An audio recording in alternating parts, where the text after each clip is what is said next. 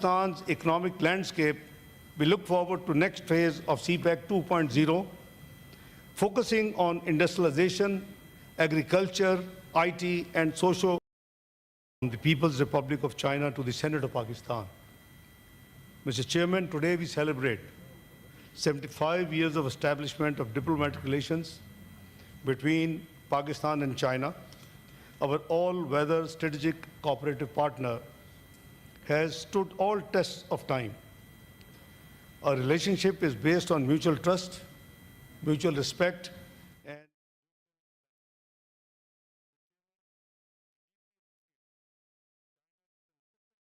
for Pakistan's sovereignty and territorial integrity.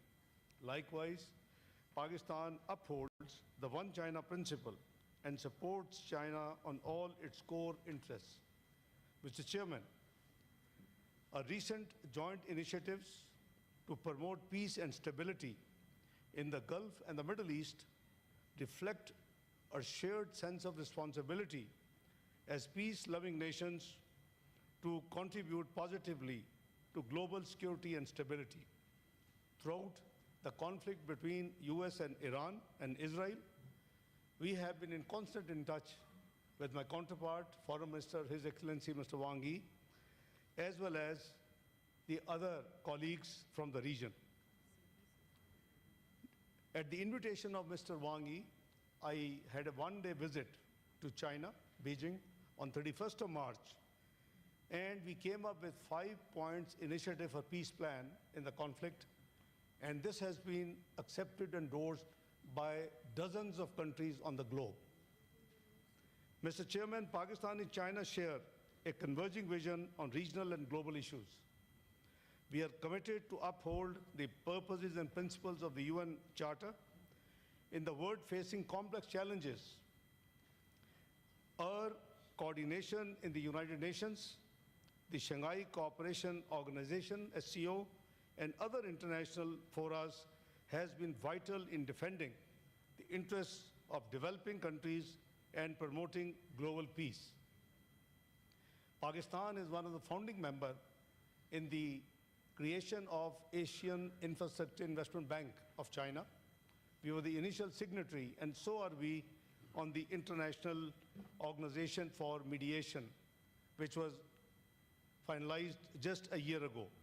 Mr. Chairman, over the past 7.5 decades, our relationship has grown from strength to strength into a robust economic and strategic partnership.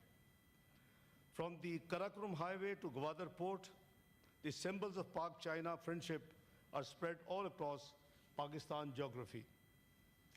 Mr. Chairman, the China-Pakistan Economic Corridor, CPAC, stands as the flagship project of the Belt and Road Initiative and a shining example of our shared vision for regional connectivity and prosperity.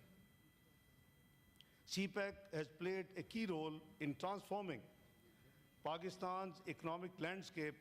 We look forward to next phase of CPEC 2.0, focusing on industrialization, agriculture, IT, and socio-economic development.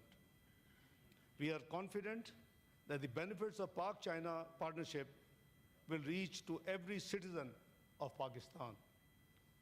Mr. Chairman, the CPEC idea was born initially after the 2013 general elections, whereas PMLN has been elected with 2/3 majority, and Chinese Premier was having a visit of Pakistan during the caretaker government.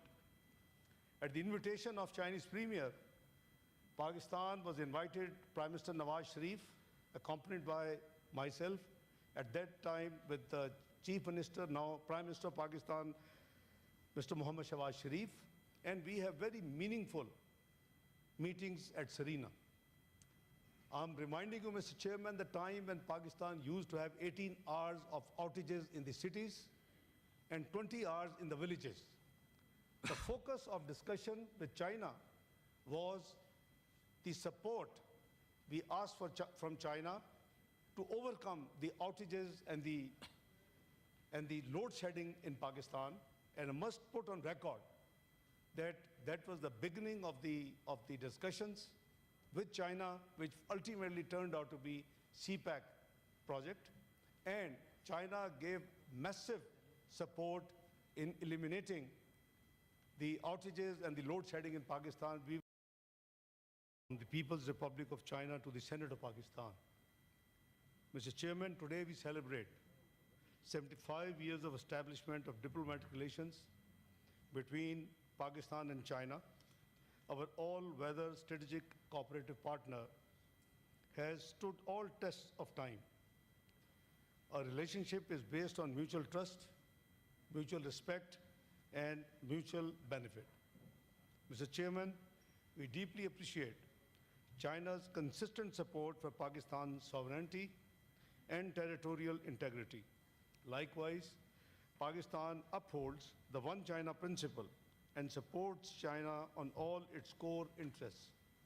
Mr. Chairman, our recent joint initiatives to promote peace and stability in the Gulf and the Middle East reflect a shared sense of responsibility as peace-loving nations to contribute positively to global security and stability. Throughout the conflict between US and Iran and Israel, we have been in constant touch with my counterpart, Foreign Minister, His Excellency Mr. Wang Yi, as well as the other colleagues from the region. At the invitation of Mr. Wang Yi, I had a one-day visit to China, Beijing, on 31st of March, and we came up with 5 points initiative for peace plan in the conflict, and this has been accepted and endorsed by dozens of countries on the globe. Mr. Chairman, Pakistan and China share a converging vision on regional and global issues. We are committed to uphold the purposes and principles of the UN Charter in the world facing complex challenges. Our coordination in the United Nations, the Shanghai Cooperation Organization, SCO, and other international forums has been vital in defending the interests of developing countries and promoting global peace. Pakistan is one of the founding members in the creation of Asian Infrastructure Investment Bank of China. We were the initial signatory, and so are we on the International Organization for Mediation, which was finalized just a year ago. Mr. Chairman, over the past 7.5 decades, our relationship has grown from strength to strength into a robust economic and strategic partnership. From the Karakoram Highway to Gwadar Port, the symbols of Pak-China friendship are spread all across Pakistan geography. Mr. Chairman, the China-Pakistan Economic Corridor, CPAC, stands as the flagship project of the Belt and Road Initiative and a shining example of our shared vision for regional connectivity and prosperity.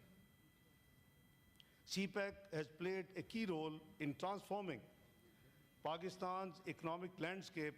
We look forward to next phase of CPEC 2.0, focusing on industrialization, agriculture, IT, and socio-economic development. We are confident that the benefits of Pak-China partnership will reach to every citizen of Pakistan. Mr. Chairman, the CPEC idea was born initially after the 2013 general elections, whereas PMLN has been elected with 2/3 majority, and Chinese premier was having a visit of Pakistan during the caretaker government.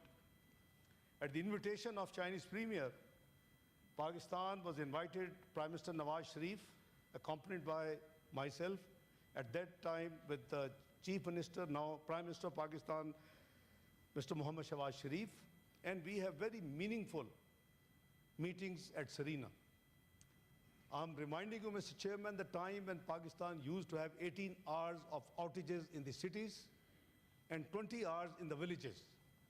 The focus of discussion with China was the support we asked for from China to overcome the outages and the load shedding in Pakistan. And I must put on record that was the beginning of the discussions with China, which ultimately turned out to be CPAC project.